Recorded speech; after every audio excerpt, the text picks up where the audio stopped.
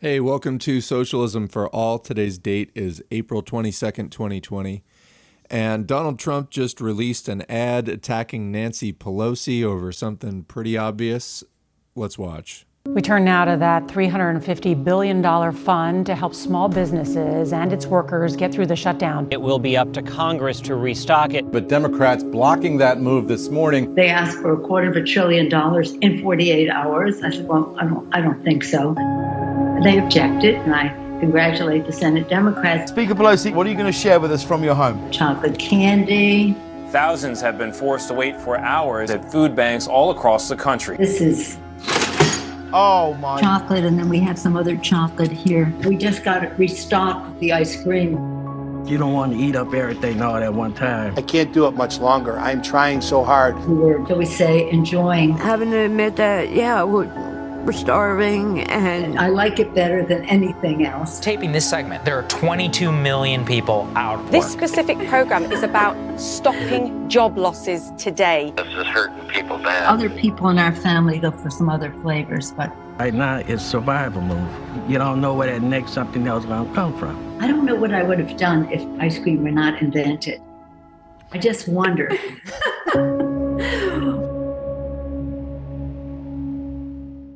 So earlier this week, I released a video attacking Bernie Sanders for not only capitulating in the middle of a primary, just as the entire primary just got extended for 2 months till June because of the pandemic, not only for calling people who don't support Joe Biden irresponsible, but on top of all that, for also fundraising for the DNC, which he clearly now is a part of, which some delusional Bernie Sanders fans have told me, well, the DNC sent out that fundraising email. Therefore, they just put Bernie's name on it. Newsflash, Bernie Sanders works with the DNC now. That's what this whole endorsing Joe Biden, suspending his campaign thing is about. Bernie has taken himself off the board. No one is fighting for the Bernie Sanders platform anymore. Let that sink in. No one is fighting for the Bernie Sanders platform anymore. That's why I'm making these videos, because even Bernie Sanders limited social democracy, a far cry from the kind of socialism that we at this channel are talking about, even that is not up for discussion anymore. So what we have instead, we have two right-wing parties, the Republicans, far extreme right, fascist, white nationalist party that they are rapidly becoming, and the Democrats that are right on their heels. This has been going on for a few decades now, that the Democrats have been shifting to the right. And what we have been left with is a situation where for decades and decades, the Democratic Party has been crushing everyone to their left. Bold social democrats, democratic socialists, revolutionary socialists, industrial unionists, you name it, anarchists, anyone to their left, they have been crushing. This goes back, you can see it really strongly after World War II during the McCarthy period, when the Democrats joined with the Republicans to stamp out radicals, resulting in a purge of radicals from all levels of civil society, labor unions, everything. This paved the way for the decline of the labor movement, paved the way for neoliberalism just a couple decades later. So now there's basically a gaping hole. Everything from the center, almost center right, all the way to the left is just vacant space, not occupied. What this means is that the Republicans now can pretend, which is farcical, it's laughable to anyone who knows anything, even about recent history, to think that the Republicans are to the left of anyone on anything. But the Republicans can now run ads like this, these like fake populist ads, pretending to be to the left of the Democratic Party. Nancy Pelosi belongs in the Republican Party, obviously. The Democratic Party is trash. No one should be eager or interested in the Democratic Party. But they are the Republicans of a few decades ago. They're every bit as ruthlessly capitalist and have really helped to facilitate and normalize the rapid, hard shift to the far right that I contend has happened since 9/11, George W. Bush, the War on Terror, all that kind of stuff. It took what was already a strong turn to the right in the 80s and 90s under Reagan, and then Bill Clinton, well, Reagan Bush, and then Bill Clinton and the Gingrich Congress in 94, into just out and out the full-on militarism and real fascism. At that point, though, actually in 2005, I was working at a job. The manager and I would talk about this kind of thing a lot.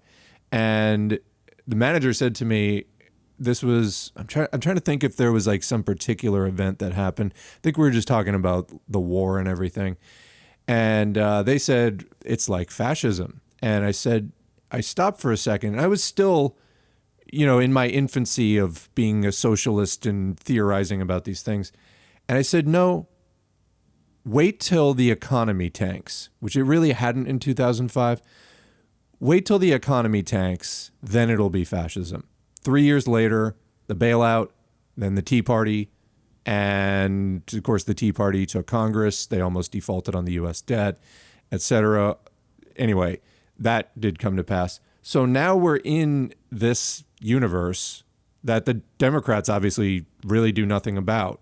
They open themselves to these attacks. And that's my point. This is so easily avoided. If the Democratic Party would do anything for the working class, for the working people of the United States, this entire avenue of attack, this wouldn't be a vulnerability, this ad that Trump ran, because they'd be able to say, well, we just expanded Medicare to everyone and we just raised the minimum wage to $15 and we're taking care of people. What are you talking about? It wouldn't be socialism. It wouldn't be socialism. And we would still need to organize and fight for socialism. As much as social democrats love to look back to the New Deal and all that stuff as like this heyday of when capitalism worked, read the actual history of the 30s and 40s. It required a record number of strikes, a record number of direct actions. You had immediately preceding that the Coal Wars of the 1920s, which was the biggest armed conflict in the United States since the Civil War. Even to get social democracy, that was the compromise that the FDR wing of the 1% came up with to avoid USSR-style socialism in the United States. But even that required enormous struggle from left-wing activists, radicals going out, making demands, doing their best to organize, and that's what we got out of it was this New Deal. But even then, the New Deal, it was not like a one and done. It was a moving process. A lot of those things happened over years. Some of them would happen in spurts and big installments, but it was a process. And then after FDR died, the Democratic Party started burying that shit as deep as they possibly could. They immediately switched from economic class populism to liberal individual rights and that sort of orientation immediately in the 40s. They could implement all those social democratic reforms without feeling it. Losing like 1% of their wealth or something like that, they could make life so much more comfortable for the working class. They don't want to do it. They've been handed it. Bernie was the compromise. Now, my plea, I got a lot of shit in the Bernie groups for criticizing Dear Leader for selling out to Joe Biden. God knows why. And I've heard every excuse from, well, he wasn't going to win anyway. He went to June last time. That's what we were looking for. Fight. You called yourself a revolutionary. Now fight. Don't give up because Obama gave you a phone call. That is the weakest shit imaginable. Bernie talks about urgency. We all know nobody else. 24 Democrats just ran.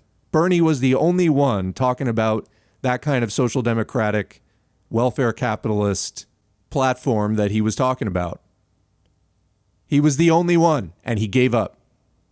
So what do we have to do now? We have this ridiculous situation where Trump is pretending that he's to the left of Pelosi. And Pelosi's so right-wing, he might even be right, although it's negligible. I mean, even if he's to the right of Pelosi on an issue or two, both parties are so far right of the U.S. working class, it's negligible to begin with. But this is a farce. This is, back to the couple hundred years ago when they were debating how many angels could fit on the head of a pin. It's that level of stuff. Folks, Bernie's out. We got to get serious. You need to join socialist organizations now. There are socialist political parties. There are other socialist organizations that do various kinds of unionism and community organizing. The IWW has seen better days, has too many rad libs and very ideological anarchists. You can learn some skills and you can get hands-on. If you join it, though, provided you're not in a super dysfunctional group, even DSA, which is half left liberals, there are some actual Marxists, some actual radicals in DSA. You can get something done. You can refine your class consciousness by getting hands-on with the struggle. PSL, I have heard and read good things about. They endorsed Roseanne Barr for president in 2012, which I find a bit strange. But again, opportunities to go and get involved and figure it out, because there will come a time when the clarion call comes. It's time. Now, revolution is happening. And the more organized we are, the better chance we stand. With what is going on with this pandemic, this quarantine, and clearly with the two mainstream parties, two bourgeois parties, 1% owned through and through, debating who has, less ice cream in their freezer right now, and Trump pretending to do things for working class people. You want fascism? Because that's how you get fascism.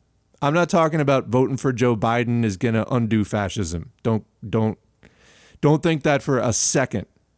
Both parties have brought us to where we are because it's the capitalist class which owns both parties that wants that fascism, that wants to hem in workers so much, because we're living in an age of such abundance, and particularly the internet, the thing you're listening to this on right now. There is such an abundance now. Workers are realizing we don't need capitalists. And so the capitalist class has to unleash this massive offensive against us all to intimidate, weaken, frighten, beat us down, and prevent us from organizing. Well, we got to do it anyway. You go and you find a socialist organization that has a chapter in your area, PCUSA, whatever it is, even the Green Party. Again, same issue as DSA, a lot of left liberals. You can probably find at least a Marxist or two in there and come up with something, or start a chapter in your own area on your own if there's not one existing. But please, this is my message to the Bernie people. Nobody seems to want to hear it. Bernie has crapped out. He has laid down. He's out. He's out of the race. He's done. He is effectively part of the DNC machinery now. Forget about him. Move on. Get organized. Because we need to do this. The movement goes on. And just please let him go. He let us go. Nobody wanted this in his movement. Nobody wanted him to quit. Nobody wanted him to drop out. He did it because him and his fucking wife, who I was just reading an interview with, they didn't want to personally insult Joe Biden because they're friends with them personally. Okay, that's not revolutionary. That's called giving speeches every day where you highlight the fact that 500,000 people are homeless in the United States. Minimum wage is way too low. I mean, as socialists, we advocate for the abolition of the wage system, but people can't make it.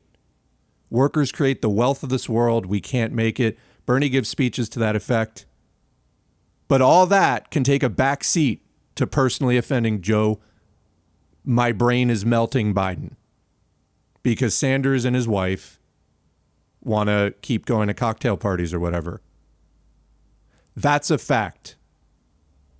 You're not wrong, Burners, for wanting an improvement in your living standards. You're not wrong for liking that Bernie Sanders was talking about that. You're right for wanting that. But we've got to move past this timid, 1 foot in the establishment, 1 foot out kind of approach. Join socialist organizations and talk to me in the comments. We'll figure this out together. We got to. Thank you for listening. Follow us on Facebook, Socialism for All. Support us on Patreon for as little as $1 a month. Patreon.com/Socialism for All. Thanks to the current patrons. They're up on the screen right now. Also remember to like, share, subscribe, and comment. All of that interaction helps to boost this video. Take care.